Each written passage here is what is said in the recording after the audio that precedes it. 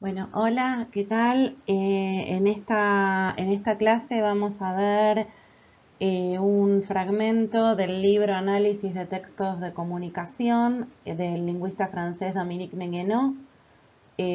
Vamos a trabajar con una parte que se llama La escena de enunciación. Este libro fue publicado en el año 2009.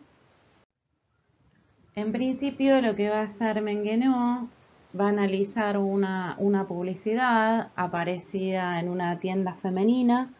Sí, es una publicidad de productos adelgazantes y a partir del análisis de esta publicidad va a trabajar con tres escenas de enunciación que conviven, ¿sí? Que aparecen yuxtapuestas, es decir, conviven en este folleto publicitario.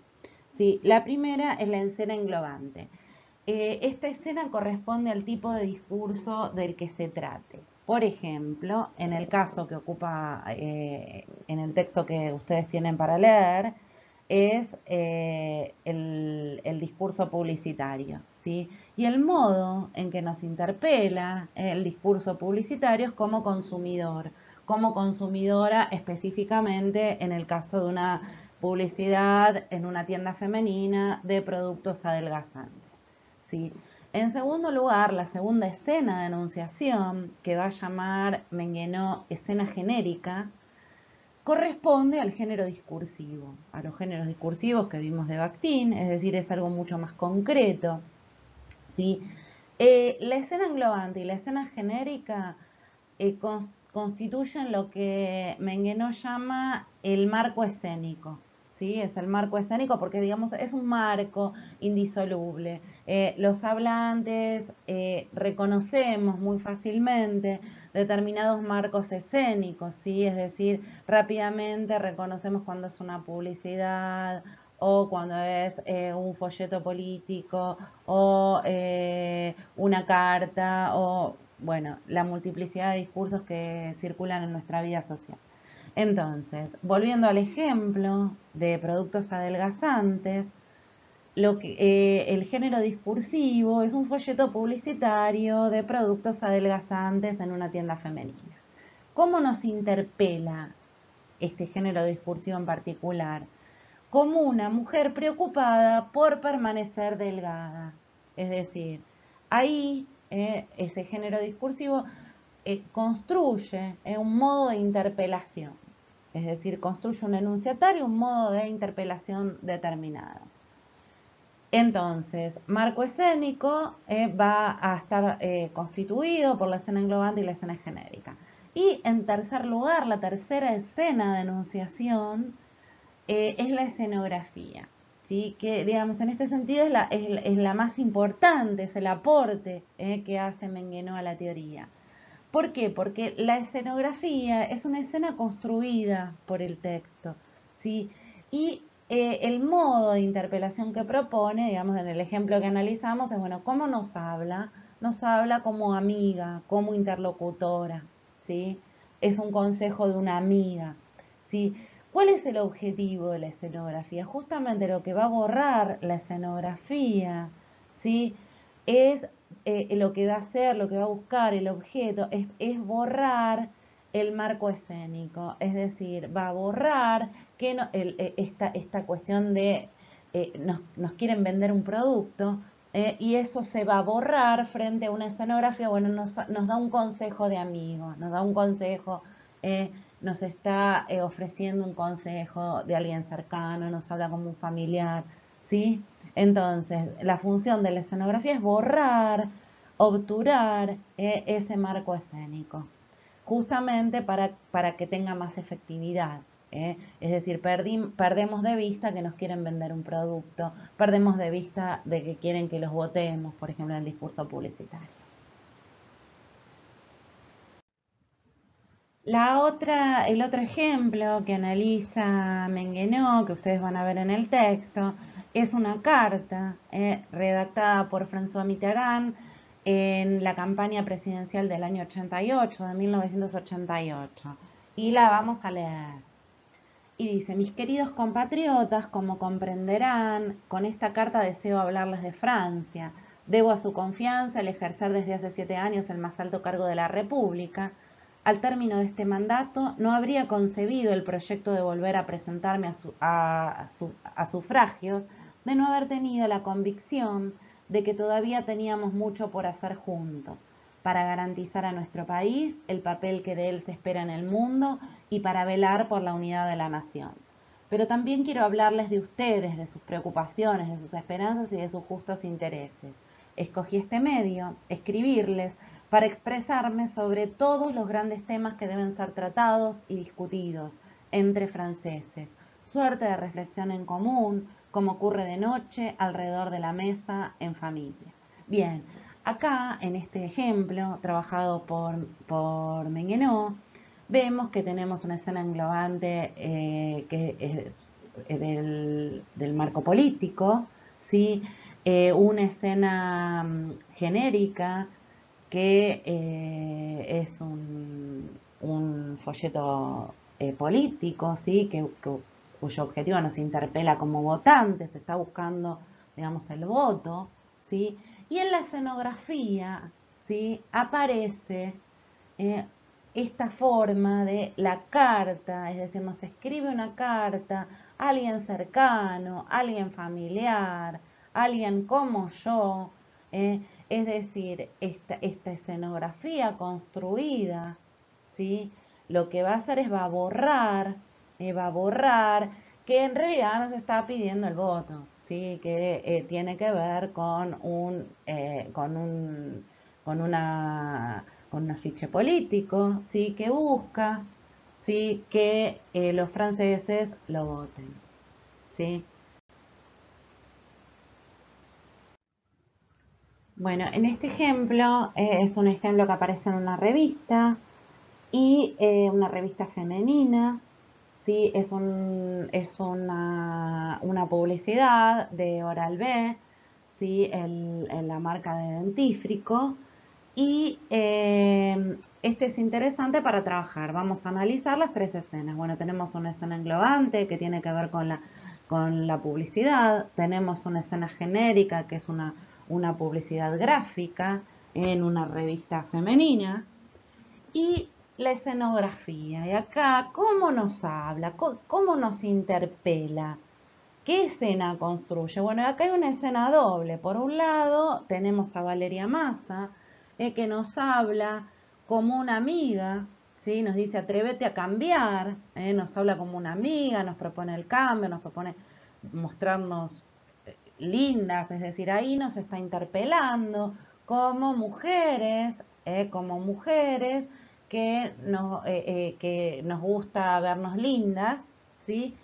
Pero también hay una imagen de un odontólogo en segundo plano que dice, y fíjense arriba lo verbal que dice, ninguna pasta ofrece una protección más completa. Entonces acá, en esta escenografía, no solo nos interpela como mujer que quiere verse linda y quiere cuidar su sonrisa, sino que nos interpela como una mujer que le interesa la salud, que le interesa. Entonces ahí hay un experto que nos aconseja.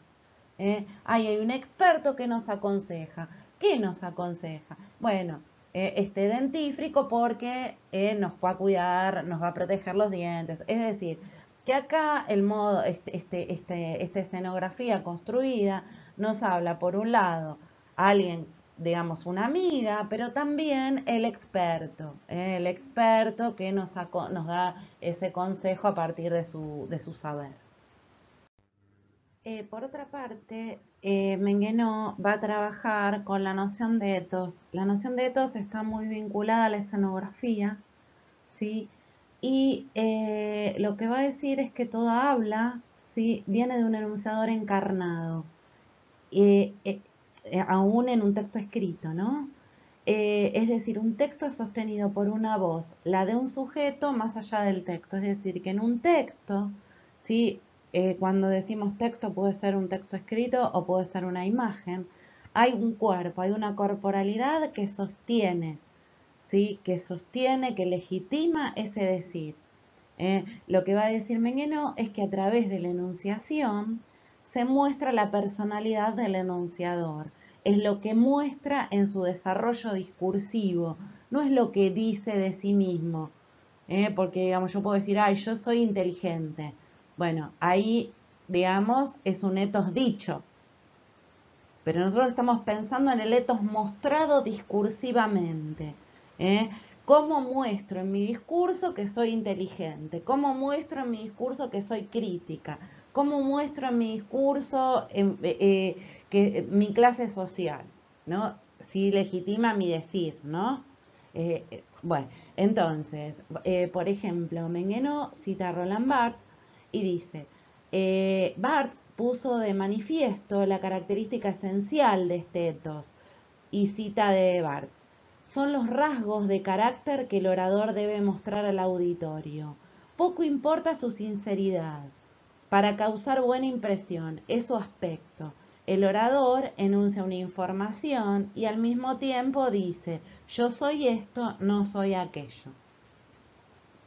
¿Está bien? Entonces, la eficacia de ese etos radica en el hecho de que de algún modo envuelve la enunciación sin estar explicitado en el enunciado. Es decir, cuando nosotros decimos, en ese decir, mostramos un cuerpo, mostramos un tono, un cuerpo, una corporalidad que legitima nuestro decir. ¿Qué puedo decir de mí en un texto? Y puedo decir que soy moderada o puedo decir que soy muy crítica. Puedo decir que me ubico a la izquierda o que me ubico a la derecha. Puedo decir que soy joven o puedo decir que soy vieja. ¿Sí? Y no tiene que ver, esta característica no tiene que ver con el sujeto empírico, no tiene que ver con el sujeto de la enunciación, sino que es cómo se construye, digamos, acá completamos esa figura que vimos que es el enunciador. Es decir, yo puedo, yo si fuera publicista, puedo construir una publicidad en la que me construyo con un etos masculino de cierta edad porque le quiero vender whisky. Entonces, guarda con la figura. El etos, del mismo modo que el enunciador, pasa que acá esta noción de etos es más amplia y tiene que ver con un cuerpo. Y tiene que ver con la argumentación, ¿sí? Claramente, es decir, cómo legitimo mi decir, cómo legitimo lo que digo, cómo en ese decir yo digo cosas de mí y construyo un etos que es un garante, garantiza, ¿sí? Mi decir. Ahora vamos a ver un ejemplo. En este ejemplo tenemos una publicidad gráfica de Greenpeace y aparece Marcela Klosterboer, la actriz, diciendo, aquí está el resto de tu abrigo de piel, y tiene un animal desollado, ¿no? Bueno, en esta publicidad, ¿sí? Se construye un etos, ¿sí? ¿Cuál es el etos que se construye acá? Bueno, un etos femenino, ¿sí? Un etos femenino, preocupado ¿por qué?